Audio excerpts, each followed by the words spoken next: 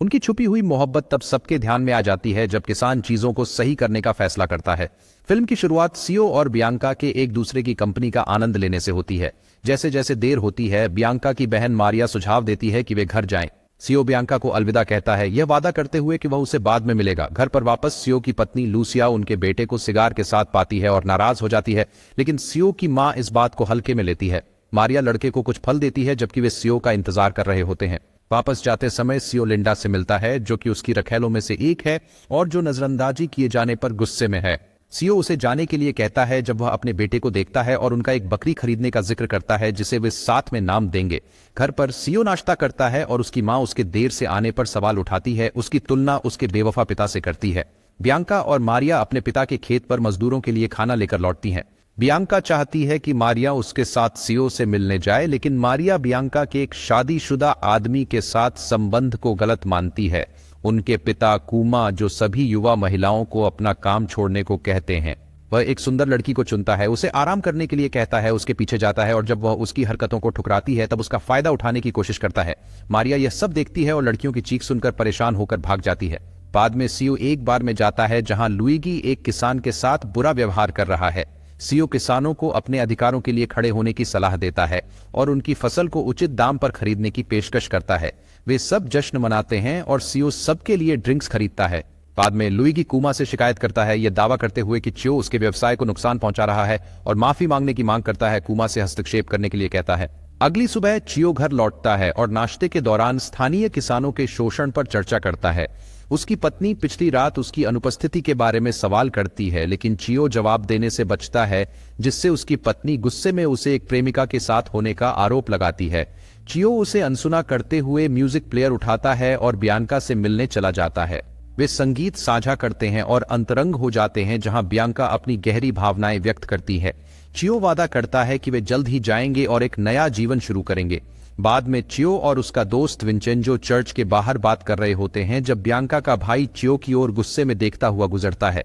Vincenzo चेतावनी देता है कि बियांका के पिता को उनके रिश्ते के बारे में पता चल सकता है, जिसकी वजह से उसके लिए मुश्किलें हो सकती हैं। उस रात सीओ को पता चलता है कि कूमा उससे मिलना चाहता है और वह कुछ किसानों के साथ कूमा के घर जाता है, हालांकि वह अकेले अंदर जाता है। कूमा बियांका से शराब परोसने के लिए कहता है और सीओ से उसकी बेटी के साथ उसके संबंधों के बारे में सवाल करता है। इसके बाद सीओ बियांका के घर जाता है। सीओ किसी भी संबंध से इनकार करते हैं, जिसके बाद कूमा उनके परिवार के बारे में पूछते हैं, जो सीओ को असामान्य लगता है।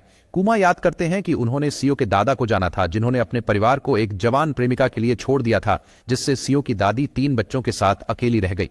बातचीत लुइगी की ओर मुड़ती है, जिसमें चियो गरीबों के शोषण के प्रति अपनी नापसंदगी व्यक्त करता है, जिसे लुइगी नकारता है।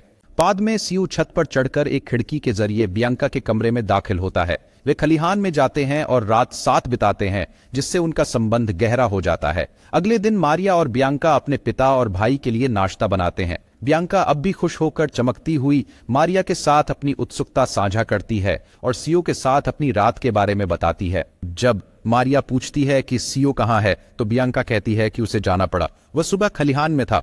अचानक बियांका का भाई घोषणा करता है कि वह भूसा लाने के लिए खलिहान जा रहा है और मारिया उसके साथ जाने का फैसला करती है। जब वे वहां पहुंचते हैं तो उन्हें एक आवाज सुनाई देती है, जो को अजीब लगती है। मारिया इसे देखने की पेशकश करती है और उसे भूसा लेकर लौटने को कहती है। उसके जाते ही वह सीओ को छुपा हुआ पाती है और तुरंत वहां से जाने को कहती है। इसके बाद चर्च में सीओ और लूसिया अपनी शादी के बारे में बात करते हैं। वह उसे बताता है कि वह अब भी उससे प्यार करता है, लेकिन वे एक दूसरे से दूर हो गए हैं। बाद में बियांका सीओ से कहती है कि उसे शक है कि उसके पिता उनके बारे में जानते हैं। सीओ उसे आश्वासन देता है कि वह उसके पिता से बात करेगा, जिससे बियांका खुश हो जाती है। कैमो कूमा को बताता है कि बियांका सीओ से मिल रही है। मारिया कैमो के कपड़े लाती है और जब उससे पूछा जाता है तो वह कहती है कि बियांका दुकान पर थी। जब वह वापस आती है तो कूमा धोखा देने पर गुस्से में होकर कहता है, बियांका को वैश्या कहता है। इसके जवाब में बियांका कपड़े उतारने लगती है और उसका सामना करती है। उस पर आरोप लगाती है कि वास्तव में वही बीमार है और युवा लड़कियों में रुचि रखता है। मारिया उसे एक कंबल से ढक देती है। बाद में सायो अपने सोते हुए परिवार को देखता है। रात के समय जाता है, ये सोचते हुए कि उसका अगला कदम क्या होगा। अगले दिन वह कुमा से मिलता है ताकि बियांका के साथ अपने रिश्ते पर चर्चा कर सके। कुमा उसे चलने के लिए आमंत्रित करता है, फिर सीओ को मिट्टी की जांच करने के लिए कहता है। जैसे ही सीओ झुकता है, कुमा उसे फावड़े से मारता है, जिससे उसकी मौत हो जाती है। मारिया हत्या का गवाह बनती है, चिल्लाती है और सदमे में चली जाती है। सीओ के शरीर को फिर पूरे शहर से होकर अंतिम संस्कार के लिए ले जाया जाता है। एंटोनियो, सीओ का भाई, उसकी मौत के बारे में जानता है, अपनी मंगेतर को सूचित करता है और अंतिम संस्कार की तैयारी करता है। दफन के समय वह अपनी शोकमग्न मां को सांत्वना देता है। बियांका अपनी मानसिक स्थिति के बावजूद उपस्थित होने की जिद करती है और मारिया उसे रोकने की कोशिश करती है। लूसिया चियो की 2 प्रेमिकाओं के साथ उसके ताबूत को चर्च से बाहर ले जाती है। एंटोनियो पुलिस स्टेशन जाता है, लेकिन पाता है कि वे मामले को सुलझाने में रुचि नहीं रखते हैं। वेंसो से मिलने पर एंटोनियो को पता चलता है कि चियो कई प्रेमिकाओं के साथ एक प्लेबॉय था, हालांकि बियांका उसके लिए खास थी। वापस घर लौटकर एंटोनियो अपने परिवार को अशांति में पाता है। उसकी बहन उनके पिता को दोष देती है, जबकि उनके पिता चियो को उसके कार्यों के लिए दोष देते हैं। एंटोनियो अपने पिता से कहता है कि वह उसी रात घर लौटने की योजना बना रहा है, हालांकि वह नहीं जा रहा है। हालांकि बाद में वह कुमा के घर जाता है। कुमा बियांका को एक कमरे में बंद कर देता है और एंटोनियो का सामना करता है।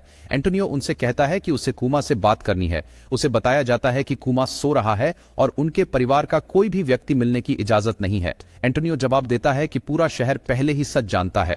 अचानक कुमा आता है और एंटोनियो को चेतावनी देता है कि अगर उसके पिता अपने दोनों बेटों को नहीं खोना चाहते तो उसे वहीं छोड़कर जाना चाहिए। एंटोनियो अपने परिवार को अलविदा कहता है और बस में चढ़ जाता है। अगले दिन कुमा अपने अस्तबल में अपने घोड़ों की देखभाल कर रहा होता है जब एंटोनियो आता है और दोनों कुमा और कुओं को मार देता है।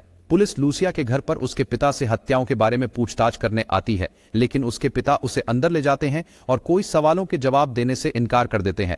उनके पिता की मृत्यु के बाद मारिया और बियांका दोनों को शहर में रहने में कठिनाई होती है। उन्हें सभी ने तिरस्कृत किया और वे बहिष्कृत हो गईं। जब हालात और बिगड़ते हैं तो बियांका लुइगी से मदद मांगती है।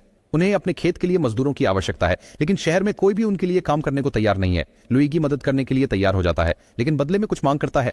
जब वह बियांका का फायदा उठाने की कोशिश करता है तो वह उसे चाकू मारकर भाग जाती है। घर लौटने पर एंटोनियो अपनी मंगेतर से मिलता है, जो उसे उनका नया अपार्टमेंट दिखाती है जो उसके पिता ने उनके लिए खरीदा है। हालांकि एंटोनियो परेशान रहता है, अब भी अपने भाई की मौत से दुखी है। वह अपनी मंगेतर से अलग होने का फैसला करता है और बियांका को एक पत्र भेजता है कि वह जल्द ही मिलने आएगा। जब एंटोनियो लौटता है तो उसकी मां उसे देखकर बेहद खुश होती है। वह बियांका से मिलने जाता है, लेकिन जब मारिया उसे अंदर आने देती है और वह बियांका की मां की तस्वीर देखता है तो वह हैरान हो जाता है और तुरंत निकल जाता है। एंटोनियो अपने पिता से कहता है कि बियांका की मां की तस्वीर उस महिला की तरह दिखती है जिसकी तस्वीर उसकी मां ने उसकी जेब में पाई थी। उसके पिता खुलासा करते हैं कि मारिया उनकी बेटी है और बताते हैं कि वह कुमा के परिवार के साथ पले बड़े थे और कुमा के सबसे अच्छे दोस्त थे।